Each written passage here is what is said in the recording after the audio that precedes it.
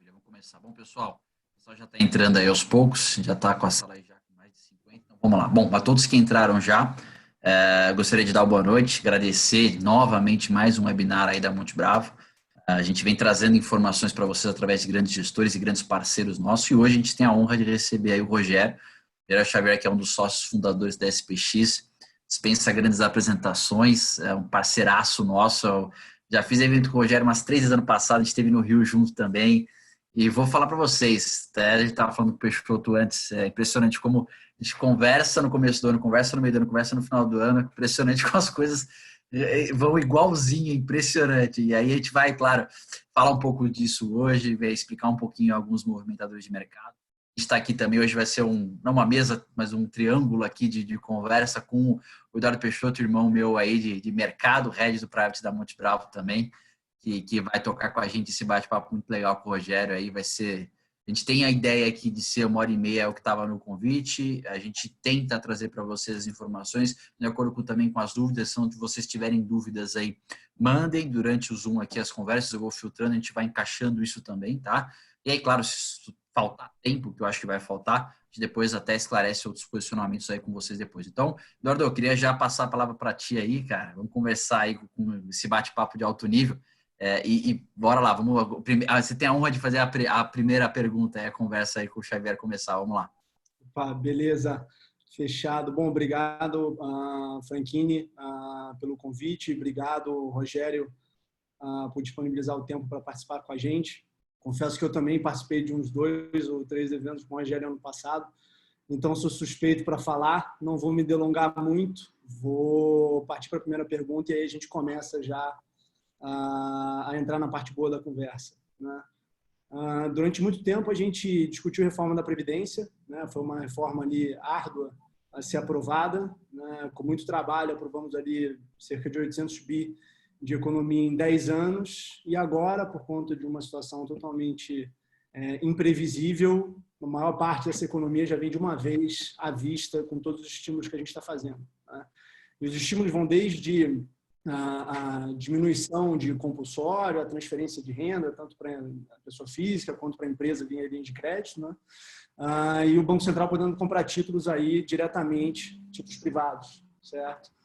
Queria saber da tua visão em relação a isso, né? Primeiro, quais são as consequências para a nova dinâmica macroeconômica que a gente vai ter depois desse tanto de estímulo, né? Saber se o nosso fiscal aguenta. E se você puder fazer um paralelo com o que vocês estão vendo nos bancos centrais internacionais, principalmente os emergentes, né? Que cada um tem a sua política, mas a gente queria saber o que na visão de vocês faz mais sentido, o que o pessoal está fazendo de diferente que poderia ser feito aqui, enfim. Bom, muito obrigado mais uma vez, é um prazer estar com vocês. Monte Bravo é uma casa que tem nos prestigiado muito. Fizemos vários, como vocês falaram, vários eventos e sempre com um profissionalismo muito grande, uma responsabilidade junto aos seus investidores muito forte. Então, é uma honra estar aqui com vocês e com o pessoal que está nos assistindo. Falando um pouco das atuações dos bancos centrais e governos, basicamente, o que a gente tem visto nessa crise, né, foi, como a gente falou na nossa última carta, um evento extraordinário, né? Assim, nunca antes eu vi uma situação tão nada parecido eu vi na minha vida, nada. Eu nunca achei que o globo pudesse parar, né? Assim, de forma sincronizada. Até uma curiosidade que eu tenho é se a camada de ozônio melhorou.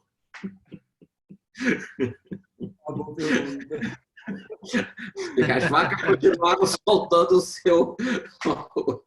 seus gases, mas o resto do mundo parou literalmente. Eu queria saber qual tinha sido o efeito na camada de ozônio, se tinha melhorado alguma coisa ou não, né? Mas o fato é que o mundo parou, né? E no começo se parecia que você estava tratando simplesmente de uma questão de um choque de oferta, né? Que ia atingir a China, principalmente, ia ser um efeito de uma gripe, né? Uma dessas doenças que de vez em tempo só acontecem na Ásia, né? A gente já viu várias acontecendo, e que ia ficar contido dentro da Ásia e que não ia se espalhar para o mundo ocidental. Então, o foco sempre foi, né, inclusive a nossa percepção em janeiro era essa, de que era um evento que pegava a China e a Ásia, por conseguinte, inteira, mas que não ia se espalhar para o mundo ocidental. Então, a nossa preocupação no começo foi muito com um choque de oferta e como é que isso ia impactar a gente aqui nesse canal no Brasil, como é que as cadeias, né? Eu não sei se vocês lembram que algumas indústrias, logo no começo, lá no comecinho de fevereiro, já estavam reclamando que não estavam chegando peças e que a cadeia de produção ia ser afetada. Então, a primeira percepção era essa. A segunda, né, aí quando você começou a espalhar ali pela Ásia, pela Coreia, e depois começou a entrar pela Europa, aí a gente falou, ferrou, que não vai ser simplesmente um choque de oferta, mas pode ser um choque de demanda também, porque a China já tinha começado o seu confinamento, né? Já tinha feito a sua parte de reclusão e se fechado. A gente não imaginava, né, que num país ocidental que você conseguisse fazer isso, mas à medida que o tempo foi passando, ainda mais para a gente que tem uma presença, né, na Inglaterra, tem uma proximidade muito grande ali do centro europeu, quando a gente viu a onda vindo, né, a gente falou, ferrou. Eu me lembro que lá para o meio, no Carnaval, já estava se discutindo o isolamento em Milão. Já era um assunto. E os brasileiros aqui pulando Carnaval, Trump desdenhando da gripe e tal. Então,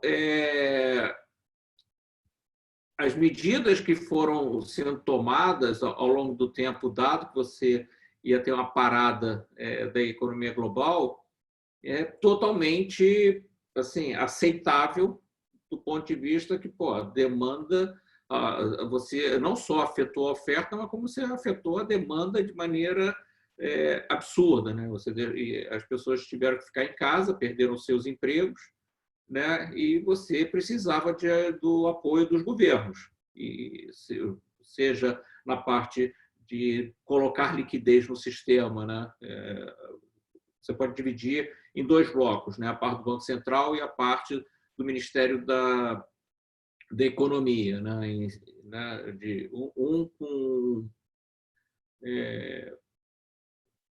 Preservando 4 blocos, na minha opinião, né? O que é o Banco Central, que é liquidez, capital, risco de crédito e risco de preço, né? De mercado, né?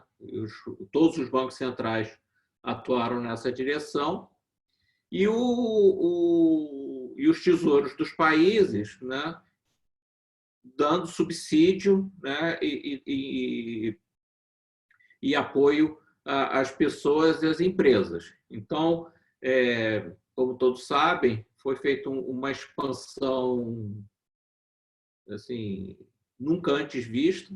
Assim, eu nunca vi nada parecido. A crise de 2008 parece gorjeta perto do que a gente fez em termos de estímulo. E o mundo continua, né, na mesma situação. Alguns países, né, agora saindo desse isolamento muito cautelosamente, né? A gente viu Singapura tentar sair, teve que voltar e os casos aumentaram. Alemanha, Bélgica, Israel, Coreia, Dinamarca, são exemplos de países que estão tentando agora, na margem, sair. Mas você não sabe, uma vez que você saia, qual vai ser o que vai acontecer, né? Se você vai ter uma segunda onda, se não vai ter, né? Os exemplos que a gente tem de quem já saiu de isolamento, como a China, né, mostram que mesmo esses países que tiveram o achatamento da curva e que não conseguiram controlar a situação, esses países, a China, por exemplo, que as pessoas mudaram seus hábitos, né?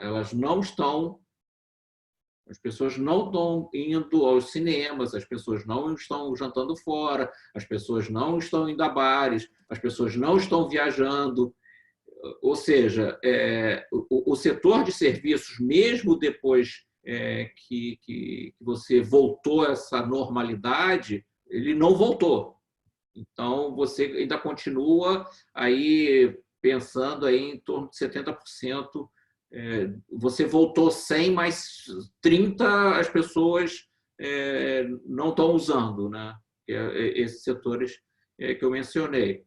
E eu, sinceramente, eu pensando individualmente, eu acho que eu ia ter uma postura muito parecida com as pessoas. Eu acho que eu ia demorar para viajar, eu acho que eu ia demorar para ir ao cinema. Se é que eu iria, mas pensando assim, eu ia demorar para ir a um teatro, eu acho que eu ia demorar para ir a um musical, eu ia demorar para viajar, ou ficar em hotel. Eu acho que eu também, pensando como eu responderia, se me liberasse amanhã, você pode fazer o que você quiser, eu acho que eu ia do trabalho e do trabalho para casa. Não ia fazer muito mais, eu acho que eu não ia ser muito mais diferente do que isso, não. Então, eu acho razoável assim, o que está acontecendo no começo. E aí você cai na pergunta se o que foi feito até agora é suficiente ou não, né? Assim, a impressão que eu tenho é que não, porque justamente eu acho que você vai ter um negócio muito escalonado, muito vagaroso, com quedas de PIB nas principais economias de maneira bastante expressiva, né? Para nós, nos Estados Unidos, piso, cai 5% o PIB. No Brasil, provavelmente também é piso, cai 5%. Na França, se fala em 10%. Na Inglaterra, entre 5% e 10% também. Ou seja, a gente está falando de quedas de produto de maneira assim, eu nunca vi assim, nem perto disso. A crise, de novo, a crise de 2008, assim, você teve um crescimento negativo nos Estados Unidos logo no primeiro, mas logo se recuperaram. Os estímulos que foram dados foram suficientes. Você teve uma crise ou outra, mas você conseguiu conter. Essa, eu acho que você tentar descobrir o tamanho do buraco que vai ser deixado, eu acho muito difícil. Então, os países fizeram estímulos, né? O Brasil, ele gosta de falar que, em termos, né, do tamanho da economia, foi um dos que mais fez. Isso, de fato, é verdade em termos de volume, mas eu acho que o anúncio das medidas ele foi muito mais enfático do que, de fato, o efeito né, do que as pessoas chamam de chegar na ponta, né? Agora que está chegando. Isso não foi um demérito do Brasil, todos os países estão passando por essa situação, né? Mesmo os cheques que foram mandados para as pessoas nos Estados Unidos, eles demoraram a chegar, agora que eles começaram a chegar. Então, do lado fiscal, assim, é um gasto sem precedentes, assim, a gente está falando de 10% do PIB assim, na maior parte dos países. E do lado fiscal, né, uma expansão monetária, né, o balanço do Fed foi para 6 trilhões de dólares. Né? Então, são valores, quase todos estão nessa magnitude, né? Tanto o ECB, quanto o Fed, quanto o BOJ. Né? Todos estão na faixa de 6 trilhões de dólares. Então, assim, é muita coisa. E nas economias emergentes, você teve dessa vez um complemento à política monetária, que foi a parte do quantitative easing em alguns países. Né? O México ontem não só reduziu a taxa de juros, como também anunciou um programa de twist, e outros países também seguiram nessa mesma direção, Polônia, Hungria. E o Brasil também está nessa direção. Estamos aguardando ainda ser aprovado pelo Congresso, né? o Kiwi brasileiro, né?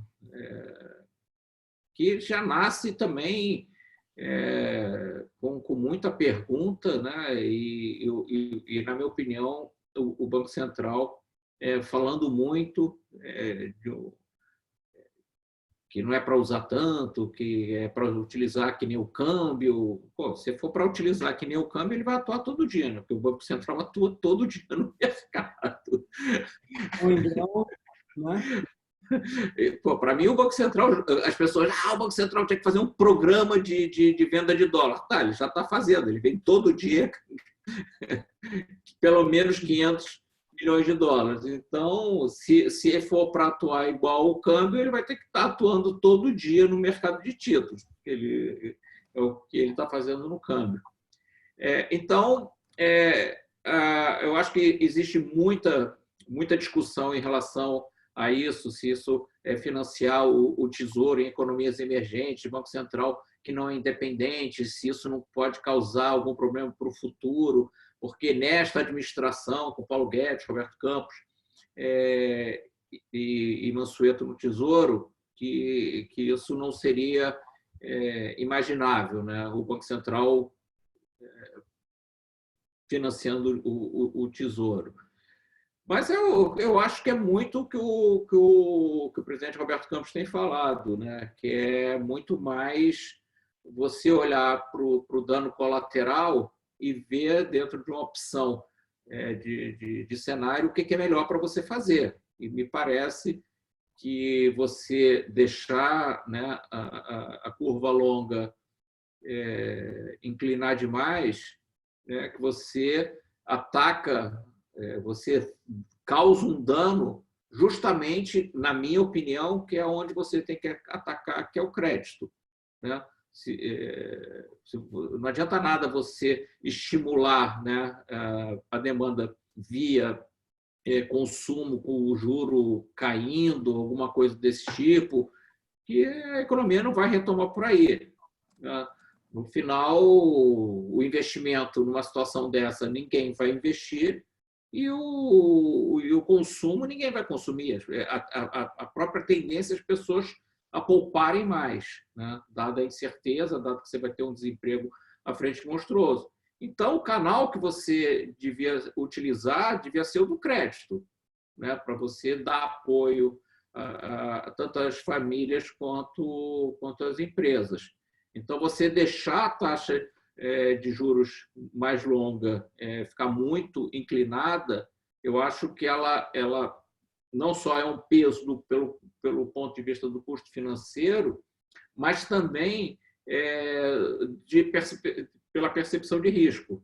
Porque se o juro que você usa para emprestar está caro, né, e você ainda bota um spread em cima de uma coisa que já é cara, porque a situação já é, né, de desconfiança sobre uma inadimplência futura mais alta. Aí o juro de base já é alto, com um spread alto. Então, fica de uma situação que as pessoas não sabem se vão conseguir pagar ou não seus empréstimos. Então, o cara vai dizer o seguinte, tá bom, tem linha de crédito para mim, mas é a 20%. Aí o cara fala, pô, eu não vou tomar essa linha porque eu não vou ter como pagar. Então, eu acho que olhando como o presidente Roberto Campos tem falado, para o dano colateral, para mim faz mais sentido, né? Você ter o instrumento e possa controlar para que essa curva não incline muito e o custo para o tomador final não seja tão alto, do que a gente pensar nesse momento que o Tesouro, que o Banco Central está financiando o Tesouro. Até porque não é uma proposta, né, de você comprar títulos no mercado, né, e não esterilizar. A proposta é que você retira títulos longos do mercado e coloca títulos mais curtos. Então, do ponto de vista financeiro, para o Tesouro, é neutro. Você está pegando títulos que estão na carteira do Banco Central, né? E vai entregar para o mercado e vai pegar a parte longa e ele vai ficar carregando. Então, eu não vejo isso como um grande problema, como as pessoas têm apontado. Então, eu acho que a grande diferença, né, que você perguntou, o que os bancos centrais de países emergentes, principalmente, têm feito de diferente, eu acho que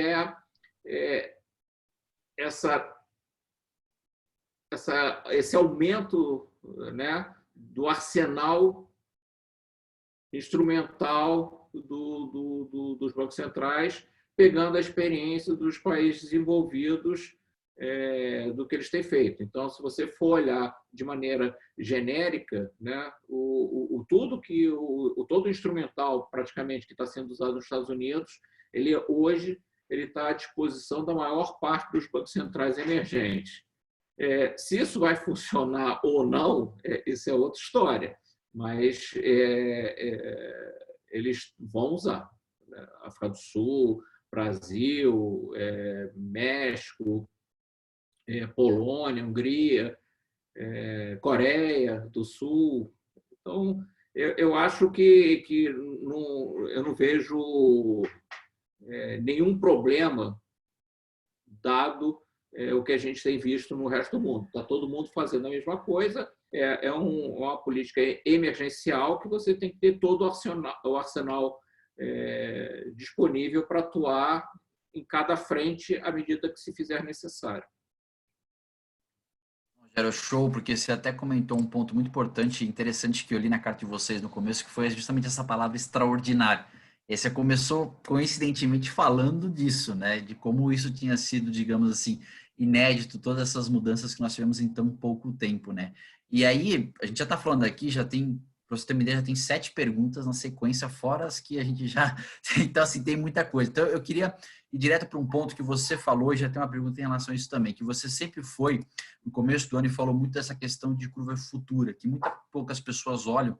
E aí você tem na inadimplência dos bancos gerando esse temor de emprestar, você vai jogar uns juros em cima, esse spread bancário é um problema no Brasil, enfim, fica difícil para você estimular com crédito. E aí você falou um ponto importante, que foi de você ficar reduzindo os juros o tempo todo. No começo do ano você falou sobre isso, que era uma crítica sua em relação a ficar derrubando esses juros, sem se você se importar com essa curva longa, e principalmente em 2021, de você ter que fazer esse ajuste.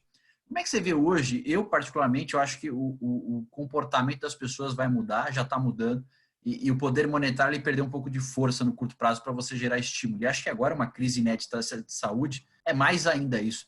Como é que você está enxergando essa questão também? Já foi essa questão de juros monetários? A ideia agora é dinheiro na ponta mesmo e vamos estimular de outra maneira?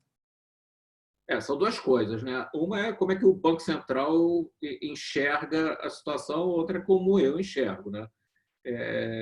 Eu acho o seguinte, que reduções adicionais da taxa de juros, né, ela tende a deixar os nossos investimentos em reais menos atrativo vis-à-vis o que você tem fora do Brasil, né?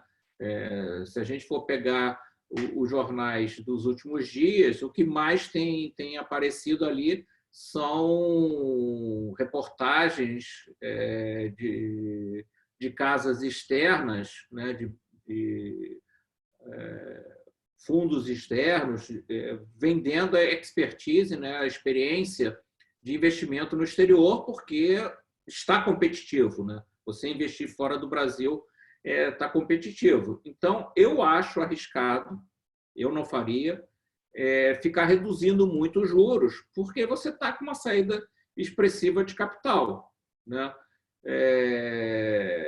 E quando você tem, né, uma expansão fiscal do tamanho e da magnitude que o Brasil fez, né, aliado a uma política monetária super expansionista, né, você, pelos dois lados, você está estimulando a pessoa a buscar outras alternativas de investimento.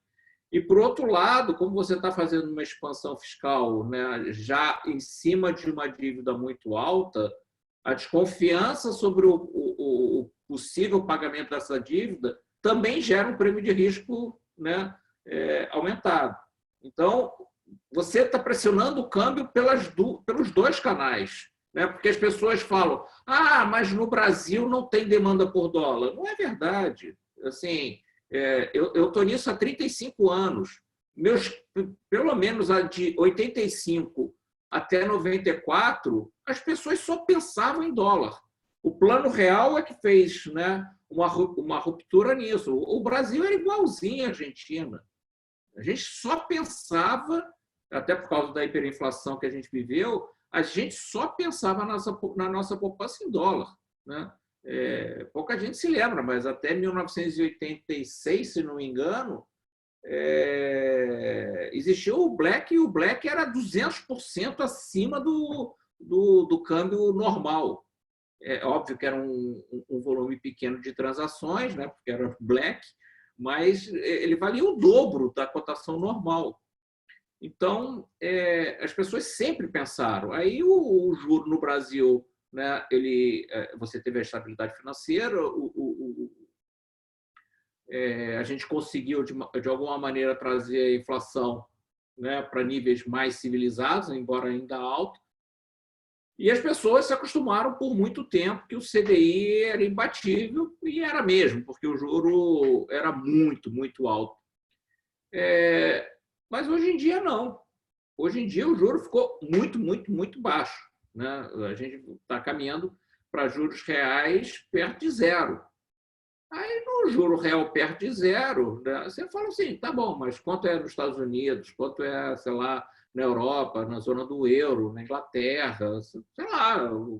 Você, dado a mobilidade de capital hoje que você tem, né, hoje em dia não é mais crime, né? Antigamente, você mandar dinheiro para o exterior e fazer um investimento, mesmo que fosse naquela transferência internacional de reais, né, o TIR, que era legal, as pessoas botavam, não, evasão de divisa, não sei o quê. Hoje não. Hoje em dia, a conta de capital do Brasil é aberta, né? Eu quero comprar um câmbio e mandar para o exterior, eu vou lá e fecho o câmbio e mando para o exterior sem problema nenhum. Ou seja, não tem repressão financeira no Brasil. Você pode fazer o que você quiser com o seu dinheiro.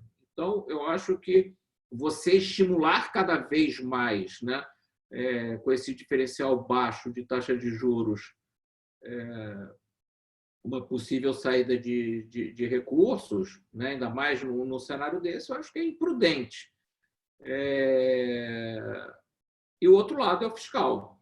Eu também acho que, assim, não é uma tranquilidade dentro do panorama político que a gente vive, que esse gasto que a gente tem feito para suportar a crise, que a gente vai ter a capacidade, né, de reverter esse processo à frente, e que o gasto que foi feito nesse ano fique circunscrito a este ano, né?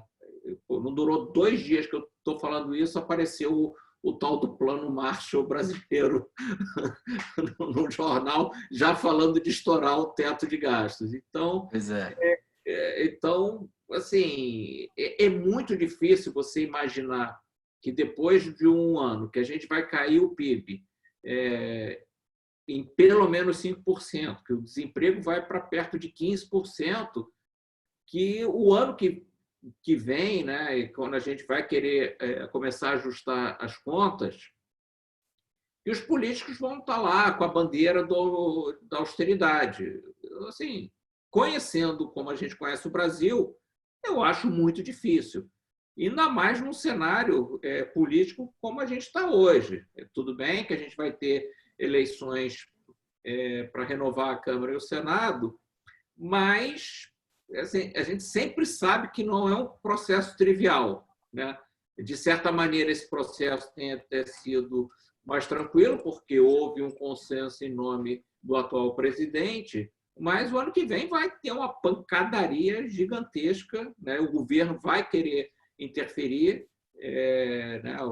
Pelo que eu entendo, o candidato do governo tende a ser o Arthur Lira, né?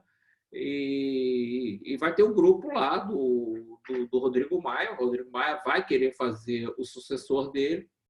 Então, acho que é aquela história meio parecida com a Dilma, né? Que foi se meter para fazer o candidato dela lá e acabou saindo o Eduardo Cunha, que era o representante, né, do Centrão, e acabou que aquilo virou assim o caos do Brasil, porque vocês viram o segmento que se deu aquela situação que era pauta-bomba em cima de pauta-bomba e o país não aguentou. Então, eu temo assim, que a gente não tenha consensos dentro da sociedade, dentro da classe política, que faça a gente caminhar numa direção, né, de colocar a gente de volta no trilho do caminho fiscal. E aí ficar com o juro muito baixo, né, você vai estar, assim, é aquela história, né, eu sou um devedor gigante. Aí eu chego, aí você vai me emprestar dinheiro, eu falo, tá, pago 2% ao ano. Você fala, pô, você está de brincadeira, né? Pô, eu quero te eu para te emprestar um dinheiro, pô, vou cobrar caro porque o teu risco é alto. Então, quanto mais você derruba o juro, mais você empurra esse sujeito para fora. Então, você está expulsando ele pela taxa Selic e você está expulsando ele pela percepção de piora fiscal que você tem no país. Então, eu não correria esse risco. Aí, o que as pessoas... qual é o argumento do outro lado? Que é razoável também, tá? Não vou dizer que não seja. Que a inflação está baixa, que o hiato de produto é gigantesco, que você não vai ter inflação nos próximos não sei quantos anos, e que isso não é um problema, que mesmo que o câmbio exploda, né, dado o nível que você tem de inflação, como o repasse do preço dos produtos comercializáveis para a inflação vai ser baixo, que isso não seria um problema. Então, que deixe o câmbio andar, né, que você tem espaço na inflação para acomodar. E baixa o juro. Você segue dentro do regime de metas e vida que segue. Eu falo, tá bom. Então, é isso. No final, a gente vai ter que estar com a disposição, né, de ver o câmbio andando, né, e achar que aquilo é uma coisa normal. E tem, assim, na África do Sul, o cara já falou isso, por exemplo, o governo, que vamos baixar o juro e o câmbio vai para onde tiver que ir. Na Rússia é assim, em vários países é assim. E eu acho que o câmbio subir, na minha avaliação, né, dado que dá manchete em jornal, sai na primeira... Na edição principal de alguns telejornais. Os principais portais, né, Rogério? Aquilo, para mim, é uma percepção de que as coisas não estão indo bem. Entendeu? Para o cidadão comum, é como se fosse o nosso termômetro, né? As pessoas dizem que o termômetro do Brasil é o CDS lá no exterior, né? Que é o crédito default swap, que mede o risco do não pagamento de uma dívida. Eu tenho a impressão que esse termômetro é um pouco quebrado, que o termômetro que vale mesmo é o do câmbio, né? No final, quantas vezes vocês não escutaram esse ano que as pessoas não estavam entendendo por que o câmbio estava subindo tanto? porque olhava Sim. para uma cesta de moeda e que, pegando pela paridade, pela cesta, que não faz sentido nenhum, que o câmbio está não sei quanto acima do que ele deveria estar, e ele só sobe. Então, alguma coisa está diferente do que as pessoas acham, né? No final, a gente tem essa impressão, a gente é comprado no dólar americano desde 2013, e a gente acha que o problema no Brasil ele é bem profundo e que você, ao longo do tempo, seja porque você diminuiu esse diferencial de taxa de juros, seja porque a situação fiscal ela não melhora, seja porque o país é um país que não cresce, né? A gente fica patinando, entra ano, sai ano, a gente está na mesma discussão e o país não cresce. Então, a gente acha que é isso mesmo. O câmbio, você quer ter juro muito baixo, o câmbio é muito para cima. E eu acho que é esse caminho que, pelo menos pela sinalização que a gente teve na segunda-feira, o Banco Central vai seguir. Vai seguir o modelo, o regime de metas de inflação e vai raquetar o juro. Eu acho até que eu vou estar muito errado em relação ao que eu acho do que eles vão fazer. Não que eu tenha alocações nesse sentido, né, do que eu acho, mas do que eu acho que o Banco Central vai acabar fazendo, eu acho que ele vai raquetar o juro pelo jeito que ele falou. E eu acho que a pressão no câmbio ela vai continuar. Estourar, né? Então, eu acho que essa linha aí. Eu acho que o juro eu não faria, mas eu acho que eles vão fazer. Tá. Sim. E até nessa linha, eu acho que você passou por um ponto interessante, que é a questão do crédito, né? Por conta desse diferencial de juros, a gente viu muitos investidores enviando recursos para fora para comprar ativos de renda fixa, que lá tem taxas muito mais atrativas para quem quer continuar no risco Brasil, né? Obviamente.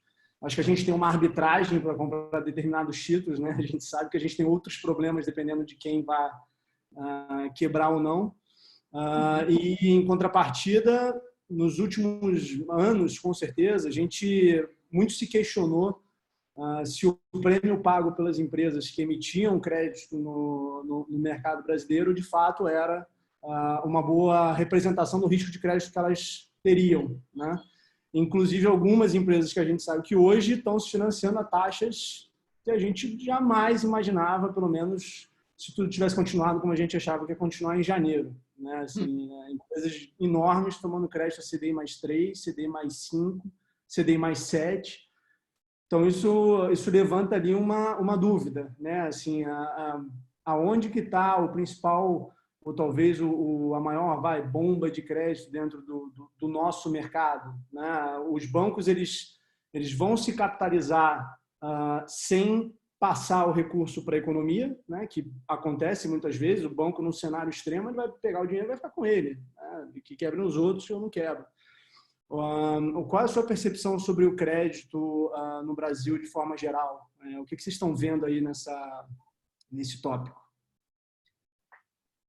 Bom, eu sei que é chato falar isso, não é agradável, mas a verdade é que a vida é como ela é, né? No final, você paralisou a economia do jeito que você paralisou, vai provavelmente ter uma queda do PIB do jeito que a gente está falando, e você vai ter um desemprego de 15%, o sistema de devedores piorou absurdamente, né?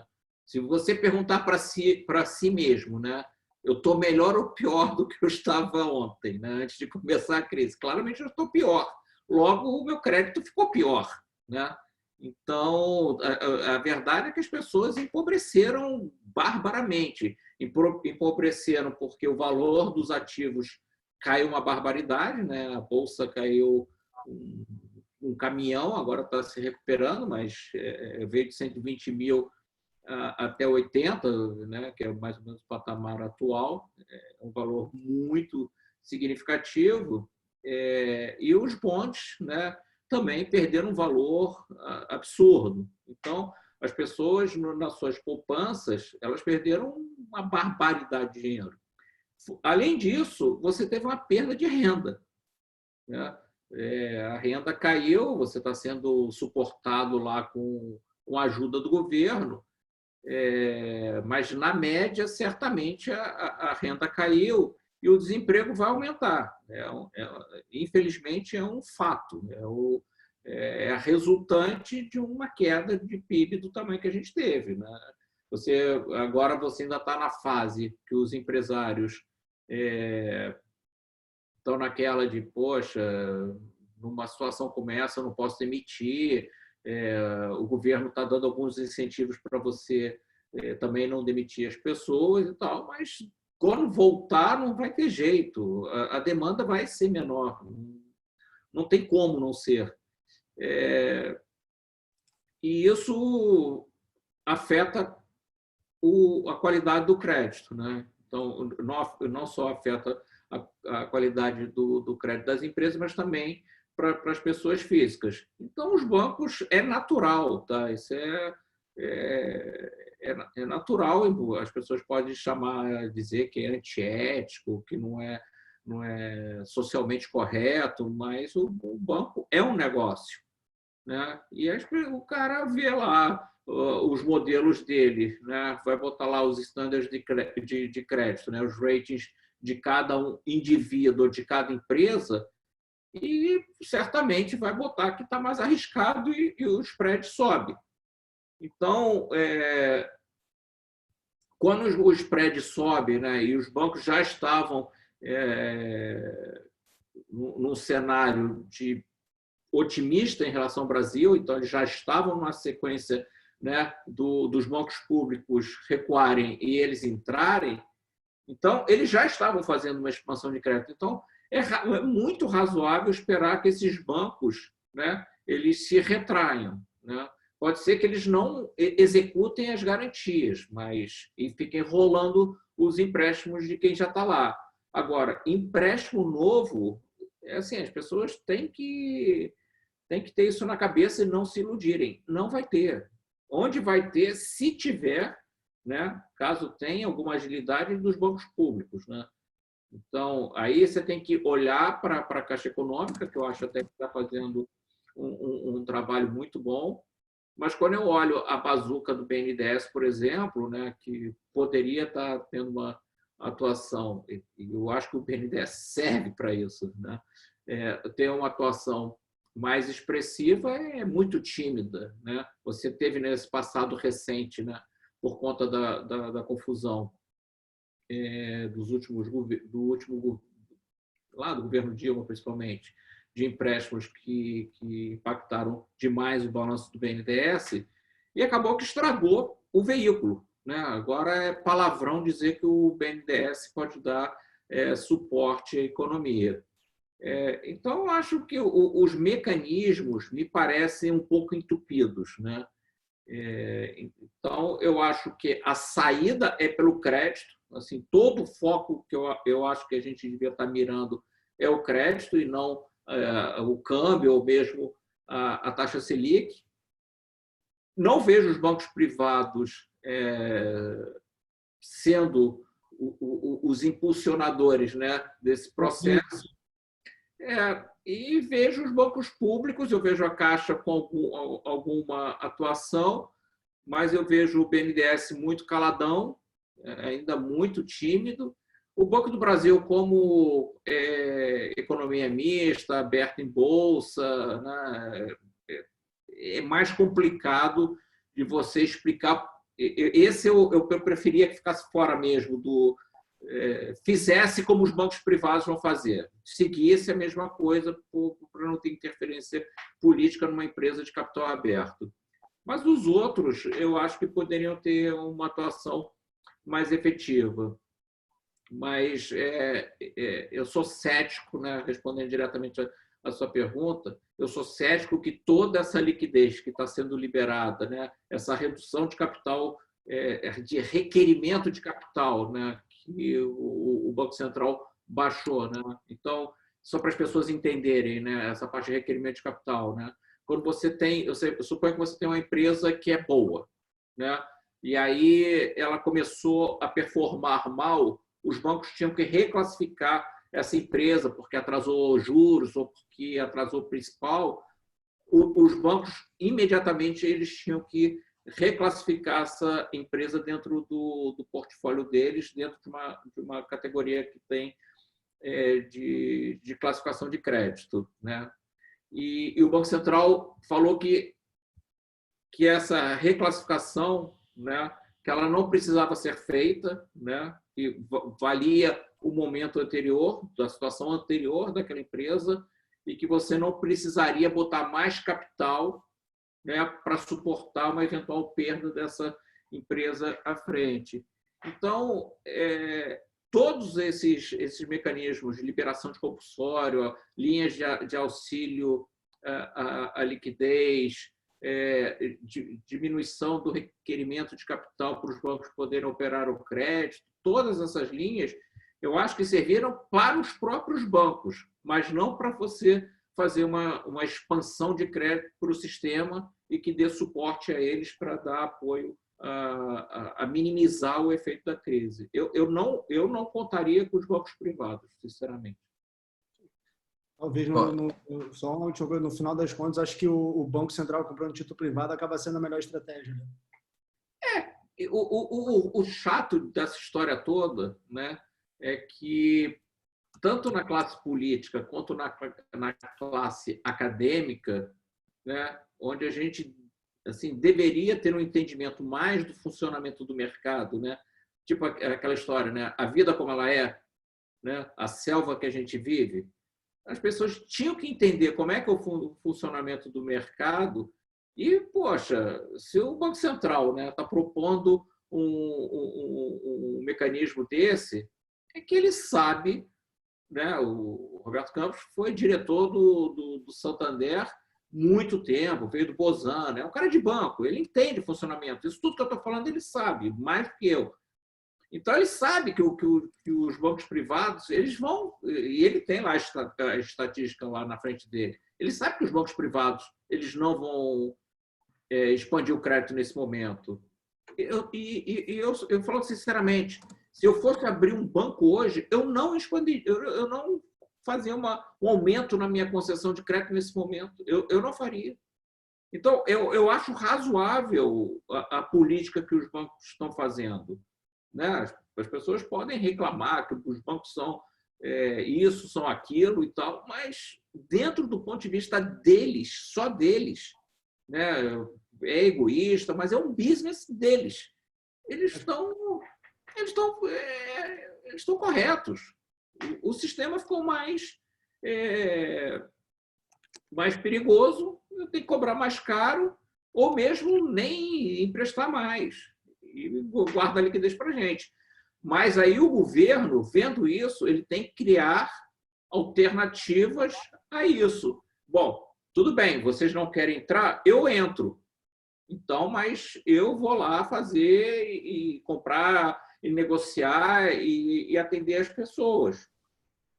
Mas, assim, a compreensão, né, tanto do Congresso, né, como da academia sobre esse instrumento, ela se perdeu numa teoria assim, conspiratória de que a corrupção vai vir daí. É o seguinte, no final, a gente teve a Lava Jato, a gente teve funcionário público sendo preso, a gente teve empresário sendo preso. A gente tem que passar a confiar nas pessoas. Então, não põe as pessoas lá. Você vai desconfiar do presidente do Banco Central, então não sabatina o cara, não bota ele lá.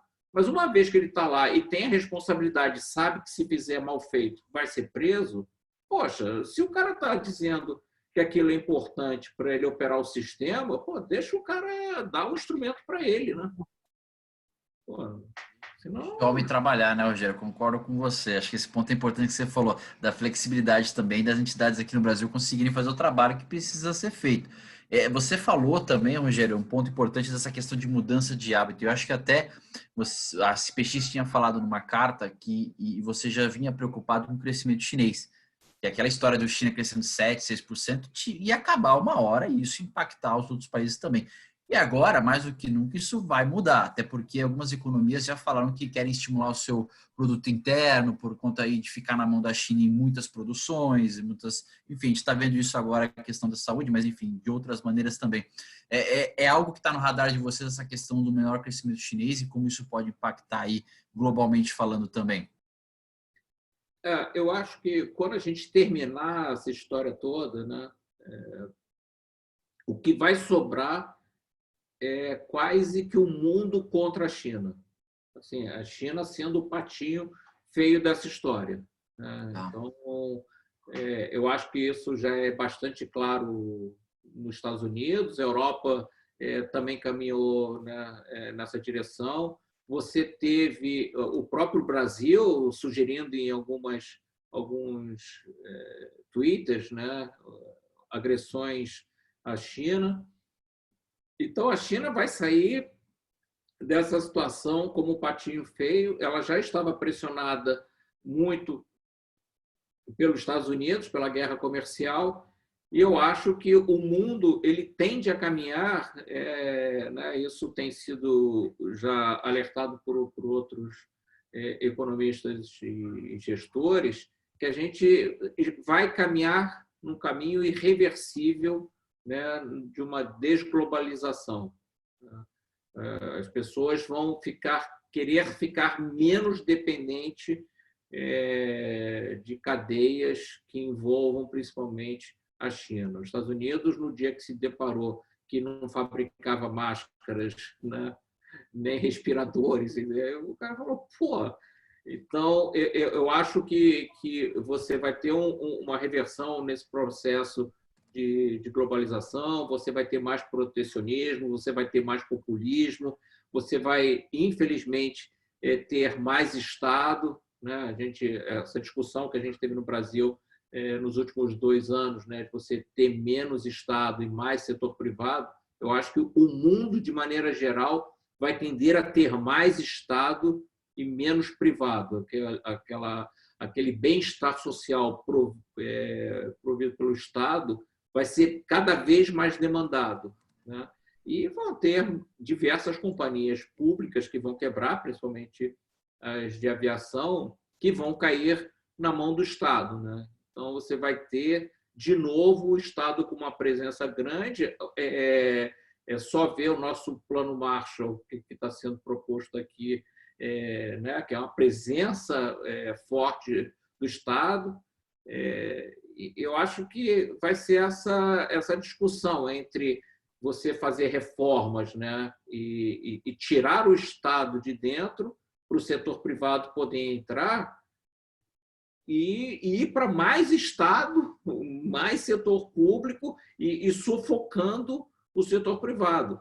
Por isso é que eu digo que eu tenho muito receio de você ficar com uma taxa de juros muito baixa, porque é justamente isso, né? Você vai botar mais Estado, você vai se endividar mais. Você vai se endividar mais e expulsando o setor privado do jogo, né? No final, o setor privado vai pedir mais rentabilidade nos títulos, né? Já que você expulsou ele e tem mais déficit, então as taxas de juros de longo prazo vão explodir. Então, assim, a gente tem que tomar muito cuidado com o que a gente está fazendo. Mas eu tenho essa impressão assim que a China, né, voltando para a China, que ela vai ser eleita como o alvo a ser atacado por todos, né? Então, eu acho que você vai ter uma diminuição de produtividade global, porque você vai duplicar cadeias, porque você vai estar mais protecionista. O mundo vai crescer menos. Por isso é que, quando eu penso em geral, assim, eu não tenho uma visão otimista, né, que a gente passa pela crise, né, com aquela letrinha em V, né, que você caiu e volta rápido. Não. Eu acho que vai ser um processo assim que vai ser difícil de ser digerido, porque vai ter muita intervenção estatal, você vai ter muita dívida para ser digerida, os caras que forem mais responsáveis vão ter que aumentar impostos. Então, por mais que você tenha o juro muito baixo, por outro lado, você tem a dívida muito alta e você vai ter que conviver com desemprego alto e aumento de carga tributária. Então, eu acho muito difícil a gente ter essa queda e recuperar rápido o nível que a gente perdeu quando começou a cair. Mas eu acho que a China vai ser o país a ser atacado. Depois de muito tempo, né? Para alguns. Eu ia te fazer uma pergunta, na verdade, sobre Estados Unidos, mas a verdade é que eleições americanas perderam um pouco a graça, né? Depois desses últimos das últimas semanas. E você tocou num ponto, então, que eu vou puxar a Europa, porque eu acho que vai ser mais legal da gente conversar. Você comentou aí de mais Estado, né? Só que mais Estado em alguns países europeus é um pouco complicado. A gente via diversos países com problemas fiscais, alguns maiores, outros menores, até 2019. E agora, com toda essa expansão, né, a gente precisa saber para onde isso vai. Se você puder compartilhar um pouquinho da tua visão de Europa, o que vocês têm visto, o que vocês têm pesquisado sobre o assunto? Não, para falar a verdade, a gente vê assim, uma tentativa desesperada de tentar salvar o projeto do euro, né? Então, assim, a gente está numa discussão que amanhã provavelmente a gente vai ter o resultado lá da Comissão Europeia, né, do Fundo de Resgate. Estão falando em coisas aí que podem chegar a 1,5 trilhão, 2 trilhões, e o fundo ser um fundo de 350 bi, é basicamente para ajudar a Itália. A Itália está numa situação dramática, já era um país que crescia perto de zero, o déficit não era tão grande, o déficit nominal, né, o fluxo não estava tão ruim, mas a dívida era muito grande, e a dívida explodiu. A dívida nas nossas contas tende a chegar a 170% do PIB. Então, é bem difícil. A situação é bem delicado. A Espanha também não tem uma situação tão boa, mas a parte é melhor que a Itália. Então, a gente está falando que o terceiro sócio está quebrado, essa que é a verdade, né?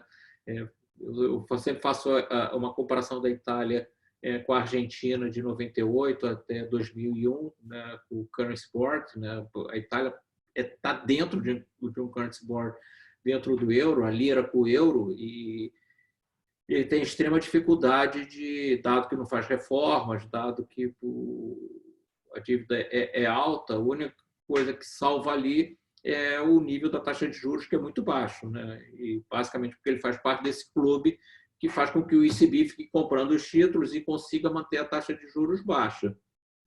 Mas é um país altamente instável politicamente. A gente não sabe se essa coalizão hoje que você tem do PD junto com o Five Star Movement, ele consegue durar muito tempo. E se por acaso dá um acidente e você põe o Liga Norte de volta ao poder, né, você pode ter complicações, né, que a gente até esperava para o ano passado, mas né, do partido de Salvini, e você tem um governo de extrema direita populista, né, de ideias heterodoxas, né? Só lembrar que dentro do plano de governo, né, quando eles ainda estavam disputando as eleições, o plano de governo do Liga Norte é que você emitisse moedas paralelas ao euro, né? Assim como os patacones na Argentina foram emitidos, eles queriam fazer a mesma coisa, que você pudesse emitir uma moeda paralela para no começo pagar impostos, mas a gente sabe onde isso termina, né?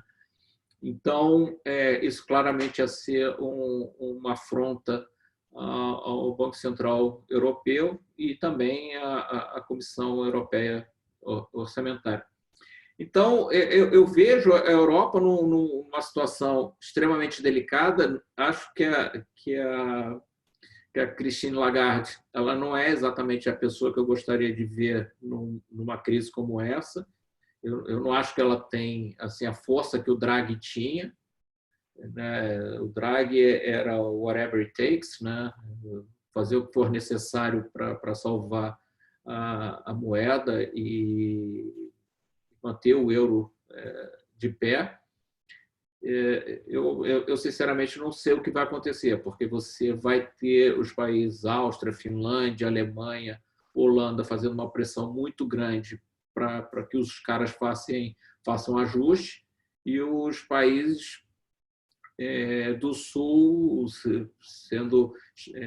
clamando lá por justiça, porque agora, nessa hora, vocês nos abandonam e tal.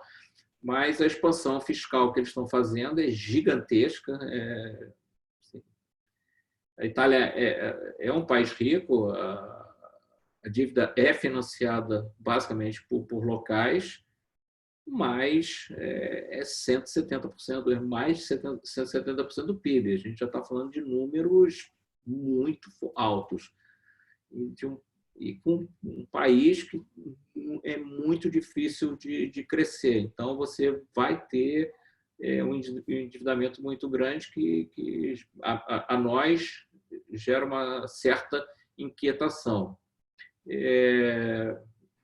Nos Estados Unidos é o que você falou, né? No final, a retirada dos democratas mais radicais, você pelo menos vai ter do lado democrata um pouco mais de coerência caso ele ganhe. Eu acho que até para os Estados Unidos, nesse momento, com endividamento muito alto, né, uma eleição democrata não vai ser boa para os Estados Unidos, não que eu seja apaixonado pela gestão do Trump, mas os democratas, eles normalmente são o que a gente está discutindo, né? Mais Estado, mais welfare state, né? Mais bem-estar social, cuidar mais da parte da saúde. Eu não tenho dúvida que o democrata sendo eleito que vai ter um sistema de proteção social nos Estados Unidos muito forte depois dessa pandemia. E custa muito caro. No final, a gente já vai pegar um país muito endividado, né, e ainda gastando mais no social. Não, de novo, nada contra gastar com o social, mas só do ponto de vista econômico, que é a situação que os países se encontram. Então, você já tem o problema das aposentadorias, você vai ter a questão de saúde, junto com uma dívida muito alta, desemprego alto, quebradeira em larga escala, vindo de um PIB muito negativo. Eu acho a situação do mundo muito, muito, muito difícil, muito delicada. Sim, complicado. Até só um follow-up rápido, Franklin, se me permite. Você comentou da Lagarde, né, lá no ECB. Mesmo ela sendo ministra francesa durante a crise de 2008, você acredita que talvez ela não vai lidar tão bem? Porque alguém com um comportamento igual à França é complicado, né? Então, você acredita que mesmo assim ela não vai conseguir lidar bem com Acho que não, porque se a gente for olhar mesmo para a França, né, a França, em alguns momentos da crise, ela também chegou a ser questionada, né, sobre solvência, sobre né, como é que ia encaminhar também um plano fiscal. O Macron até hoje briga, né, para mudar, né, a Previdência e fazer reformas. Eu acho que a Lagarde é um bicho político, não por outro motivo foi parar no FMI, né? Então, eu acho que ela é uma figura muito mais política do que uma gestora de crise, né? Assim, comparando o Draghi com ela, eu acho que não tem comparação. Acho que o Draghi ele era um operador na presidência do Banco Central Europeu. Eu não vejo a Lagarde assim. Eu acho que ela não tem o respeito do board, né, do comitê. Então, eu acho que as soluções lá, elas vão ser mais difíceis do que eu acho que seria caso o Draghi ainda estivesse lá. Então, por outro lado, é uma política, talvez tenha habilidade de lidar e conversar e chegar a acordos, mas é engraçado, né? Porque que não tem nada de engraçado, mas os Estados Unidos teve a crise dele, quem se ferrou foi a Europa. Agora você teve um problema na China, quem se ferra é a Europa. Não tem jeito, a Europa está fadada a sofrer as consequências da crise dos outros, né? Então, a nossa sensação para a Europa é que a vida vai ser bem dura, as discussões de resgate de países como a Itália é bem complicada, a gente está falando de 170% de um PIB bem grande, a gente não está falando de Grécia, a gente está falando do terceiro maior sócio, é mais complicado. Então, para o contribuinte alemão, né, que também vai passar por uma recessão muito forte, por aumento no desemprego, né, você está ajudando lá com centenas de bilhões a Itália, eu acho que vai ser bem complicado. O que vai sair desse negócio eu realmente não sei, né? Tem gente que acha que o próprio euro pode se desintegrar no final dessa situação, mas não é o nosso caso base, mas tem que ficar de olho. Assim, é muita confusão ao mesmo tempo. Pegando esse gancho que você falou da questão da confusão ao mesmo tempo, e é mesmo, tem muita gente buscando ativos mais, digamos assim, descorrelacionados com o risco, mais conservadores, então naturalmente o dólar continua subindo, o ouro subiu bastante, e isso muito por conta também, eu queria a sua opinião, do mundo estar mais líquido, os juros vão continuar mais baixos agora por mais tempo ainda, mais negativo ainda. Isso ajudaria a explicar um pouco essa correlação maluca de câmbio e bolsa, né? Que você tem os dois subindo no mesmo dia. Você acha que isso é uma tendência que esses ativos, digamos assim, que são portos seguros de muitos portfólios, é uma tendência deles continuarem com essa pressão mais forte, ou seja, a gente vai continuar com esses ativos em novos patamares, ou seja, aquele patamar de 2, 3 anos atrás, tanto de preço de metais quanto também, principalmente de dólar, ele passou mesmo, é uma tendência agora de a gente globalmente, não só falando de Brasil por conta do diferencial de juros, globalmente essa moeda ter mais força ainda, esses ativos terem mais força ainda? Depende do que, né? No final, quando você olha a bolsa de emergentes em dólar, ela está parada, né? No final, a gente teve um grande rally das bolsas americanas, mas quando você olha para as bolsas de emergentes em dólar, elas ficaram meio de lado nos últimos anos.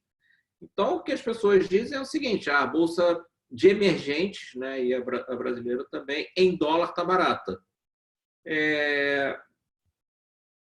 Pensando a bolsa, aí vamos separar, né?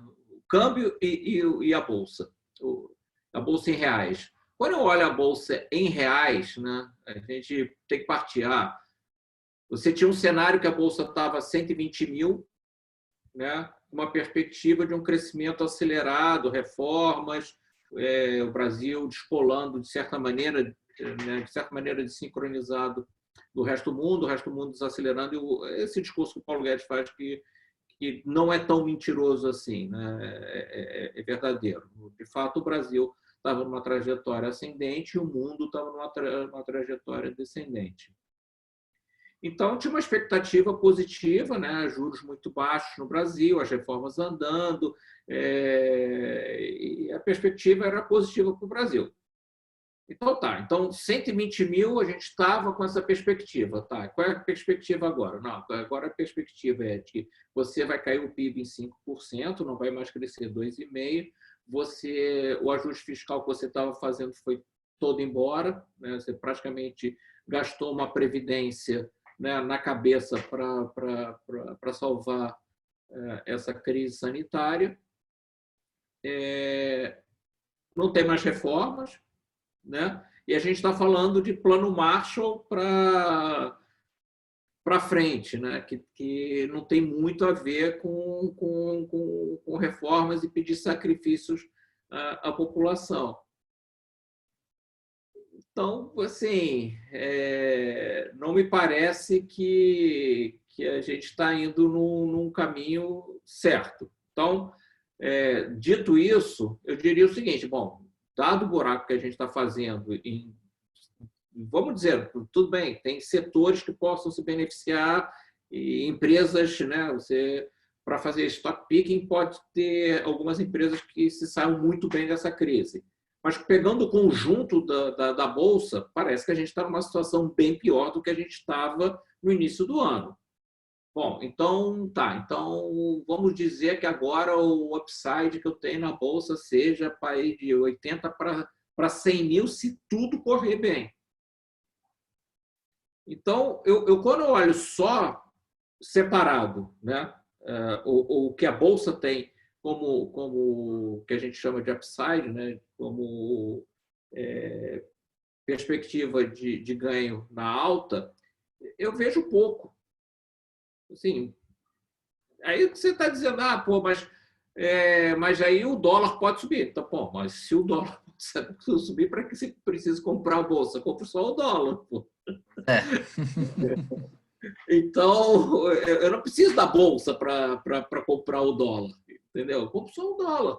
Então, a minha avaliação é o seguinte, ou você tem uma visão positiva, né, da economia à frente, que a economia mundial vai se recuperar rapidamente, que isso foi só um desvio, uma trajetória muito boa, que o Brasil vai voltar para os trilhos e vai conseguir atrair investimento, que o consumo vai voltar e que tudo vai ser uma maravilha, aí sim, mas, de novo, consumo eu acho que não vai vir porque o desemprego vai aumentar.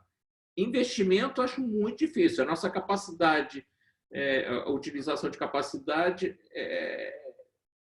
assim, é muito baixa. A gente está com uma capacidade ociosa na indústria gigantesca, né? O excedente, né, que tem é gigantesco. Os estoques devem estar gigantes. Então, fora a incerteza, quem que vai investir nesse momento, né? Acho muito difícil, assim, alguém passou a crise, eu saio fazendo uma TED para comprar alguma coisa porque eu estou achando que estou diante de uma oportunidade. Até porque, se a pessoa está achando isso, ela vai comprar as ações na Bolsa, em vez de fazer o seu próprio investimento. Não está dando uma oportunidade boa. Então, o cara vai até preferir fazer na própria Bolsa o investimento. Então, sou pessimista com o consumo, sou pessimista com o investimento, e o setor público vai gastar uma barbaridade. A gente não vai fazer reforma, privatização, sabe-se lá o que sai dentro desse cenário. Então, assim, sinceramente, né, provavelmente a gente vai ter aumento de carga tributária. Eu não consigo ficar otimista com a Bolsa, eu não consigo. No final, a Bolsa, a gente fala de um negócio mais amplo, né? Mas isso não quer dizer que não tenha boas oportunidades de empresas que claramente serão vencedoras que você não possa estar comprando, né? Então, por exemplo, o comércio varejista do Brasil deve ser dizimado. Então, deve ter algum consolidador aí que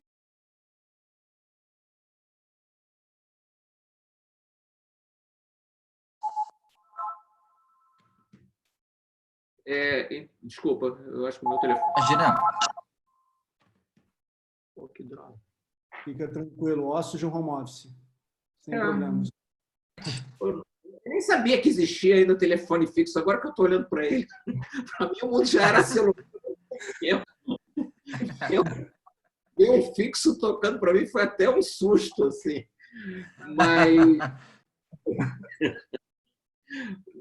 Mas eu tenho essa impressão, assim, que quando você olha a bolsa em dólar, o que eu gosto dessa frase é do dólar. Gosto menos da bolsa.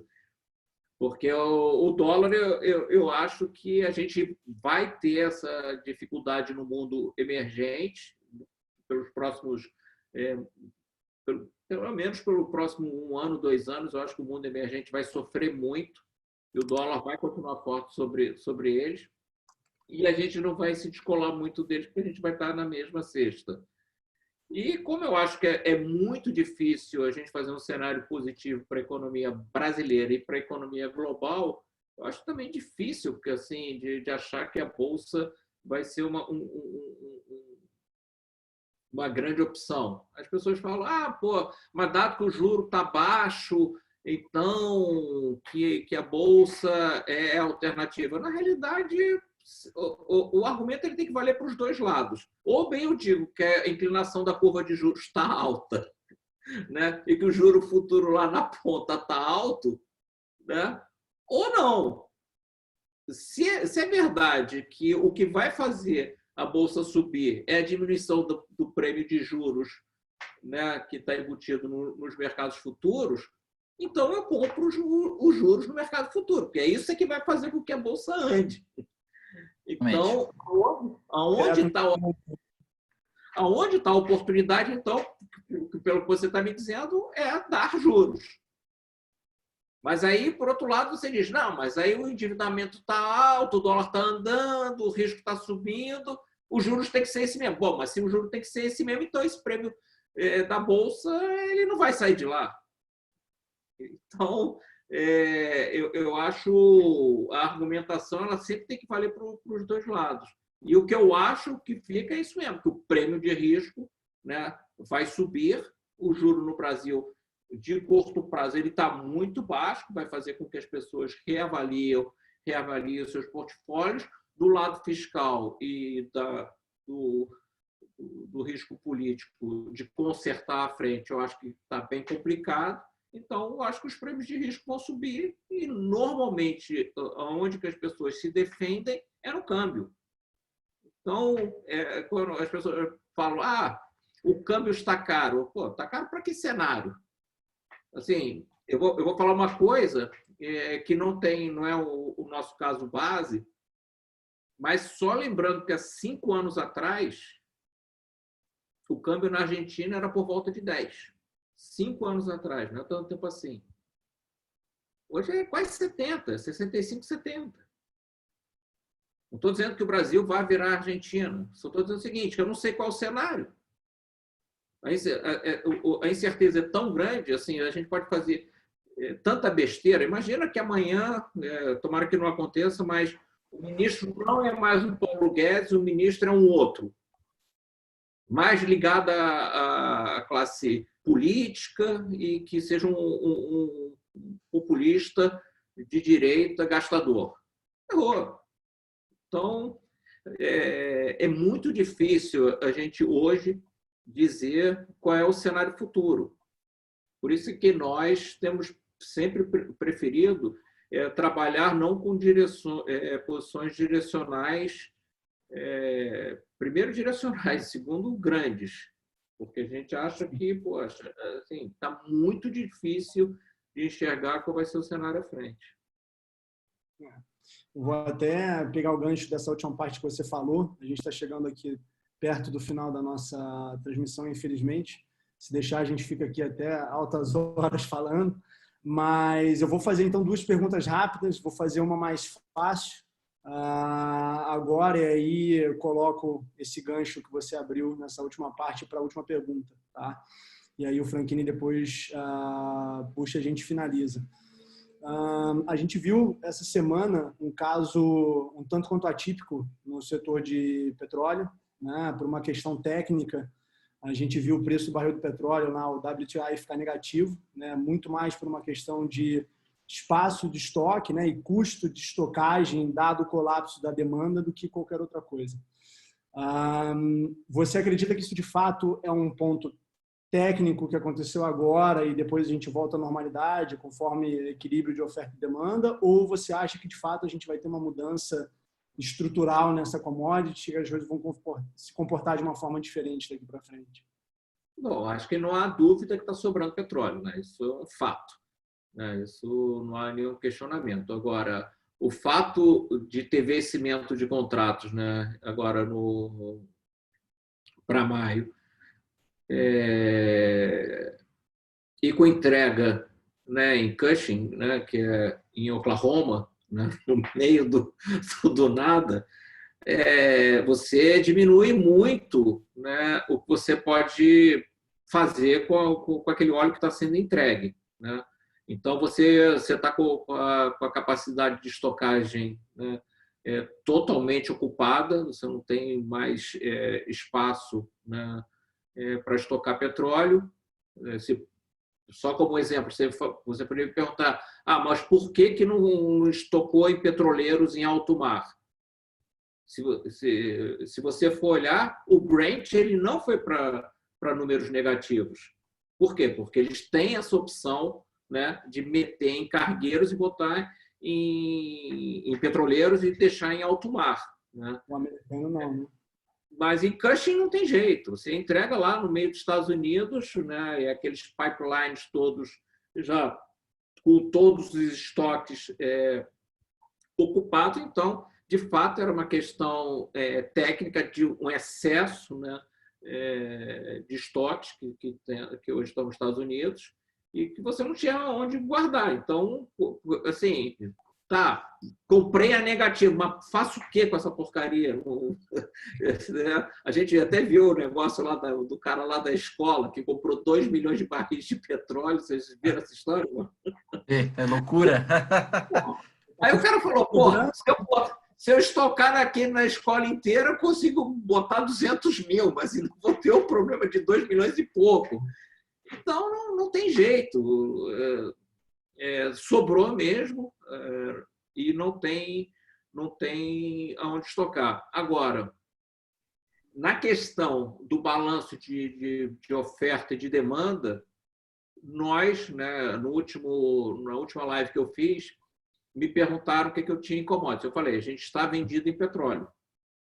E foi um pouquinho antes da reunião da OPEC+, com outros países produtores de petróleo, e que a gente falou lá na live que a gente participou, que normalmente, quando você tem uma crise dessa, né, normalmente são pelo menos de 2 a 3 cortes que esse grupo faz para equilibrar o balanço. Então, normalmente, se você pegar saiu o primeiro corte, vende porque nunca é suficiente. Então, você vai precisar do segundo corte e provavelmente de um terceiro corte. Então, eu acho que o preço hoje, né, o WTI é perto de 10, 15 dólares e o Brent entre 20 e 25, ele está relativamente justo. A gente não acha que também é uma barbada para baixo disso. E a questão do preço ter ido para negativo, acho que foi uma questão técnica que você não viu, por exemplo, acontecer no Brent, que teria outras alternativas de estocagem. Mas o fato de ter sido em Cushing, lá em Oklahoma, realmente dificulta muito como é que você faz em termos de logística, uma vez que todo o entorno, né, que você tem já estava todo ocupado. Então, era isso mesmo, ia dar esse problema. Beleza. Então, para fechar, vamos fazer a última pergunta aqui, depois eu passo a bola para o Franchini. Uma coisa que a gente estava conversando um pouco antes e que a gente conversou já há muito tempo, desde de todos os encontros que a gente teve aqui em São Paulo, mas uma coisa que a gente sempre conversa com os nossos clientes é um due diligence da gestora muito mais por equipe, por processos, né, por uma capacidade de leitura e de gestão, como nós olhamos e como nós avaliamos as assets pelo mundo afora, mas muitos investidores acabam olhando mais a cota, né, do que em si a forma, né, como se chega no valor dessa cota. E a gente sabe que muitas vezes isso engana, né? No final das contas, a rentabilidade ela é uma função de risco, e risco só é um problema quando ele estoura. Só que quando ele estourou já veio, e aí você não tem muito para onde correr. E nos últimos anos a gente viu uma série de fundos e de gestoras correndo a passos largos aí em termos de performance, no ano passado, principalmente, mas logo no início da crise do coronavírus, tudo que eles ganharam do ano passado, até um pouco antes, já foi embora e mais um pouco, né? Em contrapartida, você, que tinha uma posição mais defensiva, né, um pouco mais cética em relação ao mercado, e muito provavelmente teve que aguentar, né, muita briga, muito desaforo de gente questionando, né, exatamente cota, performance. Hoje, olhando pós-crise, a gente vê o Nimitz ali, principalmente, né, o Gripen na XP, no primeiro quartil, rendendo para lá de 300% do CDI. Como é que funciona esse dilema, né? Como é que um gestor que tem um fundo que tem o tamanho do Nimitz, né? E aí, obviamente, você é formador no mercado, você não é tomador no mercado. Hedge é caro, né? Fazer posições grandes pode sair caro, como a gente está vendo agora em uma série de casos, e caro demais, né? Como teve gente que já quebrou ao longo do tempo com isso. Como é que é esse dilema? Como é que é fazer essa gestão e segurar toda essa, digamos, pressão dos cotistas por cota, quando você tem uma convicção tão grande de que tem uma coisa cheirando mal e não é bem por aí? Bom, de novo, eu faço isso há 35 anos, né? Então, alguma coisa eu tenho que ter aprendido, né? E o meu time está comigo há mais de 20 anos. Eu acho assim, é óbvio que a gente se importa com o que os nossos investidores e parceiros falam e demandam, e óbvio, a gente não é imune a pressões. Mas a gente, o nosso trabalho, né, o job description de um gestor é fazer gestão, né? Então, um gestor pode comprar, pode vender e pode fazer e ficar sem fazer nada. E não fazer nada é uma posição, né?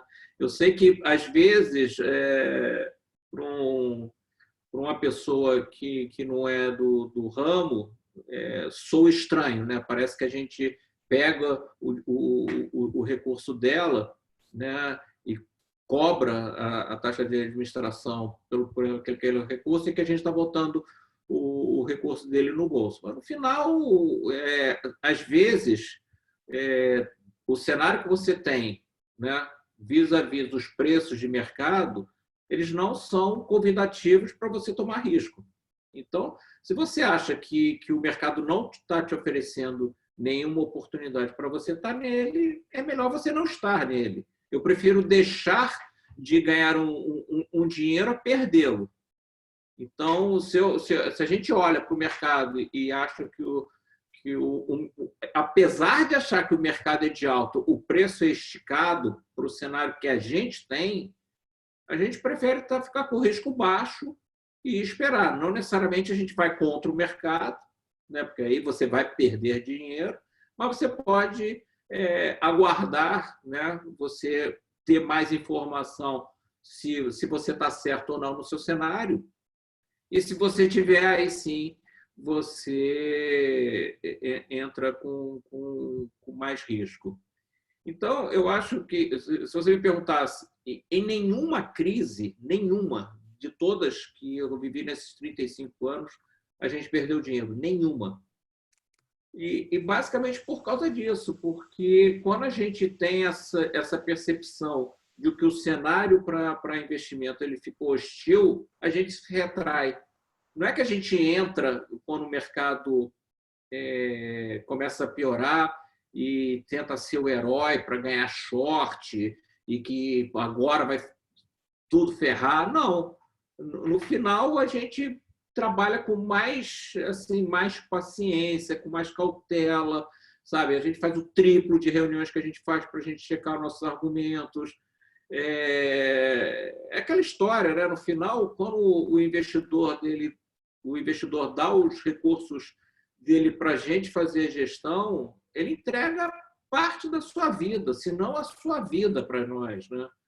Porque se eu destruir a parte financeira dele, eu estou destruindo a vida dele. Então, eu acho que a gente tem que ter muito, muito critério, muito cuidado. Assim, em crise, eu normalmente gosto da primeira coisa que eu falo para as pessoas é o seguinte, gente, a gente está aqui para preservar o capital das pessoas.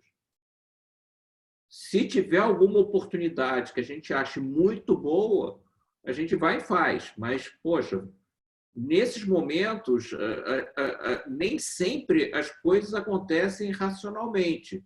Então, tem coisas que estão baratas e ficam muito mais baratas porque tem alguém quebrando, tem alguém que precisa de liquidez e precisa vender. E aí, a volatilidade, você faz uma posição X, né, esperando uma volatilidade Y, né, e ela acaba sendo Z. Né? Você descorrelaciona todos os ativos, a volatilidade explode e o tamanho das suas posições que você achava que estava adequado explodem também, ficam muito grandes. Então, aí você é obrigado a reduzir e aí você realiza prejuízo e aquilo já quebra um pouco da sua confiança sobre pô, se eu estava certo ou não estava, e aí o mercado cai mais, aí você já é o caminho para você se enrolar. Então, em crise, a gente prefere trabalhar mais com posições não direcionais, né? Não expostas numa direção de um ativo específico, e trabalhar mais com o que a gente chama de long and short, né? Comprado numa, vendido noutra, ou seja, comprado na inflação dos Estados Unidos e vendido na inflação da Inglaterra, tomado no juro sei lá, no Brasil e dado no México, comprado numa ação X e vendido numa ação Y. A gente prefere fazer esses trades relativos dentro do portfólio e não ficar muito exposto ao movimento direcional. Porque, por exemplo, imagina que eu tivesse direcional comprado no petróleo ontem ou anteontem. E o negócio caiu 150%. Pô, vem cá, eu quebro. Porque no final você fala, do zero não passa. Aí você vê passar do zero, aí vai brigar com quem? Barata é relativo, né? Aí você fala assim, tá, do zero não passa, passou, e aí?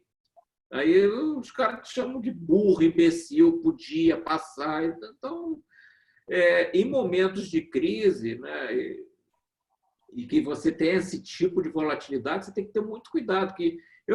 Ontem eu passei o dia inteiro querendo saber se algum fundo no mundo tinha quebrado por causa da variação do petróleo. Se tinha dado algum problema, né, na parte de crédito. Então, fui entender qual era a composição do mercado de companhias petrolíferas no mercado de crédito high yield, se tinha algum problema que podia dar na cesta. Aí depois eu fui pesquisar na própria bolsa e assim por diante. Aí fui saber se estava tendo impacto na LIBOR, né? Porque normalmente quando tem uma quebra no sistema, os bancos se retraem, né? A liquidez imposta e o preço o custo do dinheiro sobe de curto prazo. Por quê? Porque o mercado interbancário não está funcionando. Aí fui olhar toda a nossa custódia, se a gente estava concentrado em algum custodiante que pudesse ser afetado por esse impacto. Isso é fazer gestão. Gestão não é só comprar e vender. Gestão é olhar para tudo que pode impactar, né, a posição e a liquidez do seu fundo. Então, eu acho o seguinte, que você ter gente boa, capacitada, né, todos imbuídos da mesma direção, né, de estar trabalhando em favor, né, do investidor, não pensando em si mesmo, e sim fazer o melhor que for para o fundo, eu acho que é o caminho do sucesso, né? E para você estar bem consigo mesmo, né? Você está fazendo o que o investidor espera de você. Sem dúvida nenhuma. É o que a gente fala, né? Ganhar quando o mercado está subindo é uma coisa. Agora, você deixar de perder quando o mercado está derretendo é outra, e ficar positivo é outra ainda, né? Você separa ali a Champions League do Campeonato Carioca. É uma coisa bem, bem distante. Eu assim, sinceramente, eu não gosto muito de falar de performance, né? Vocês nunca me viram dando uma entrevista, a gente publicando cota, falando nada, porque a gente acha que é sempre um dia após o outro, entendeu? Assim, Por exemplo, hoje o dia foi espetacular para a gente. Pô, mas daí, acabou, já está no. Amanhã já vai ser publicada a cota, as pessoas já viram que foi boa. Aí no dia seguinte, se cair, é ruim. Então, a gente está sempre de hoje para frente. O que aconteceu com o passado, a gente esquece e continua trabalhando duro para que os dias à frente sejam sempre melhores do que foram os passados. Mas a gente nunca conta com o que já passou.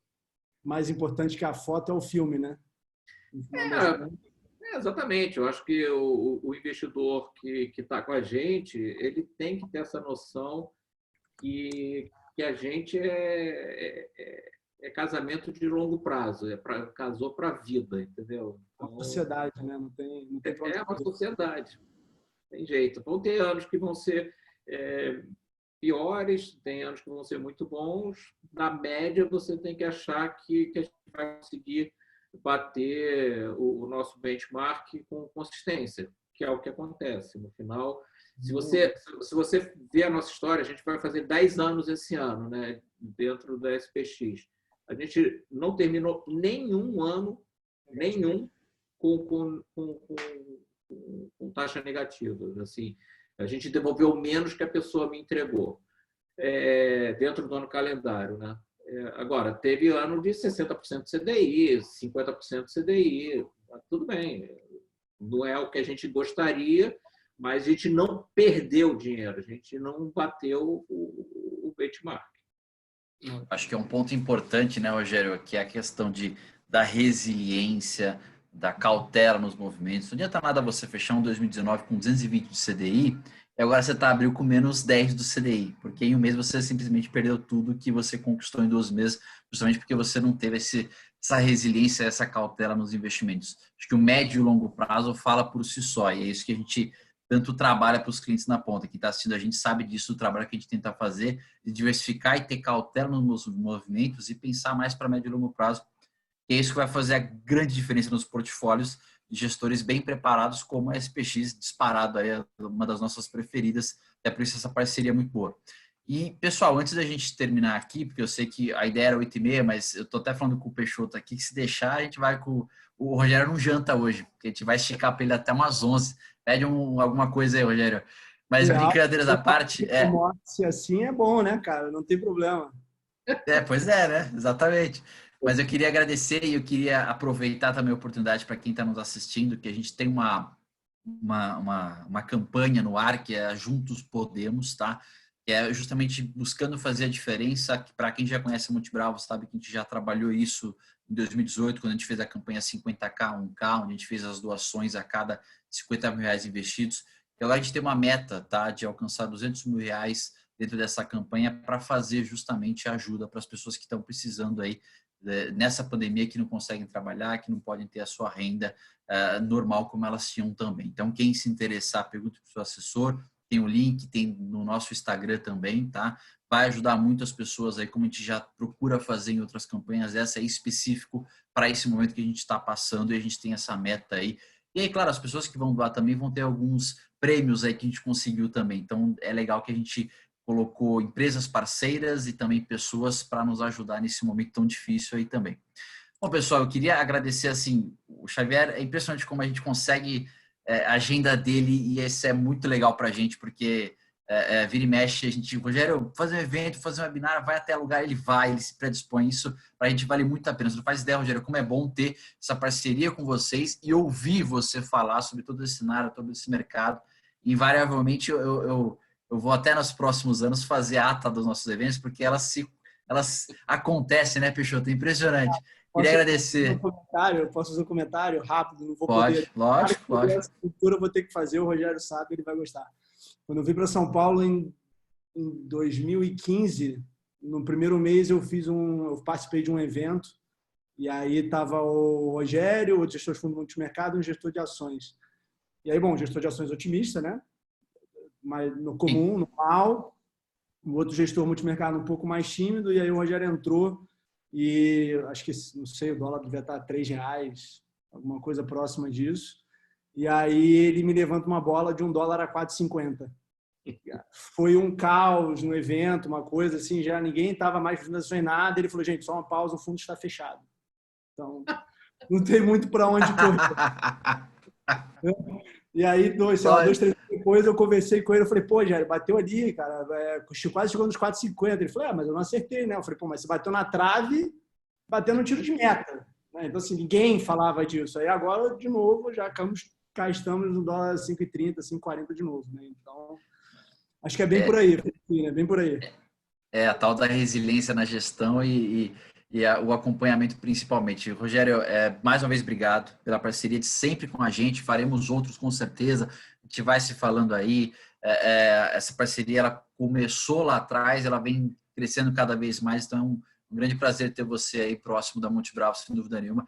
Peixoto também, parceiraço nosso lá. Obrigado pela atuação aí junto com a gente, tocando o Private muito bem também, parceiro nosso aí do dia a dia.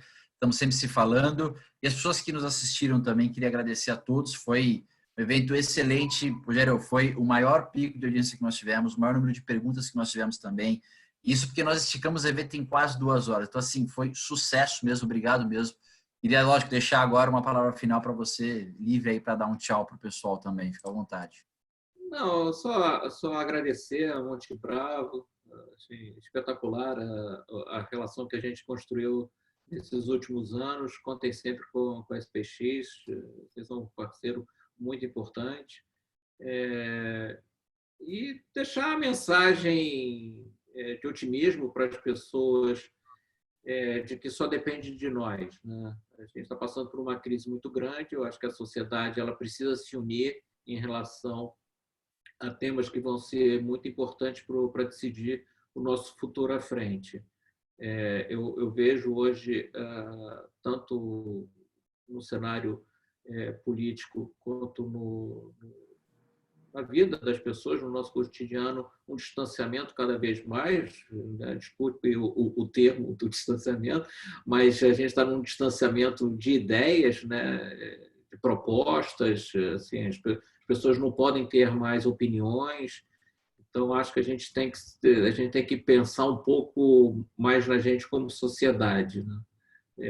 A gente tem essa campanha que vocês estão fazendo, a gente participou de várias atividades para ajudar as pessoas mais necessitadas, ou seja, a gente mostra que o povo brasileiro é um povo que estende a mão, é um povo bom, e que eu acho que isso deveria servir de lição para tudo, para nós, né? Que a gente precisa, dadas as dificuldades que a gente vai enfrentar no futuro, o número de desempregados vai ser muito grande, o endividamento está sendo muito grande, a gente vai precisar de muita união para a gente sair do buraco que a gente está se metendo. Então, a minha palavra é de esperança no sentido que só depende de nós, né? Depende de nós como indivíduos dentro da sociedade e do que nós vamos contribuir para ela. Então, se a gente continuar com essa questão de nós contra eles, de não ser tolerantes, e saber escutar e querer fazer com que esse país de fato vá para frente, a gente vai ter muita dificuldade. Então, a minha esperança é que a gente possa ter um diálogo e seguir em frente, porque ninguém quer ver o Brasil andar para trás. Então, é só uma mensagem disso, de que tenham esperança e que tenham tolerância e que a gente possa ter um diálogo mais construtivo e que seja o melhor para o país. Sem dúvida nenhuma. Rogério, obrigado aí em nome do Monte Bravo Private, em toda a equipe, em nome de todos os nossos clientes. Queria agradecer a presença de todos os participantes também. Franchini, obrigado pelo convite. Então, tá contigo. Valeu, gente. Beleza. Boa noite. Obrigado aí. Valeu. Gente, muito obrigado. Boa noite a todos. Rogério, mais uma vez, brigadão. Peixoto, boa noite aí. Abraço, pessoal. Obrigado. Obrigado, gente. Tchau, tchau. Boa noite. Tchau, tchau.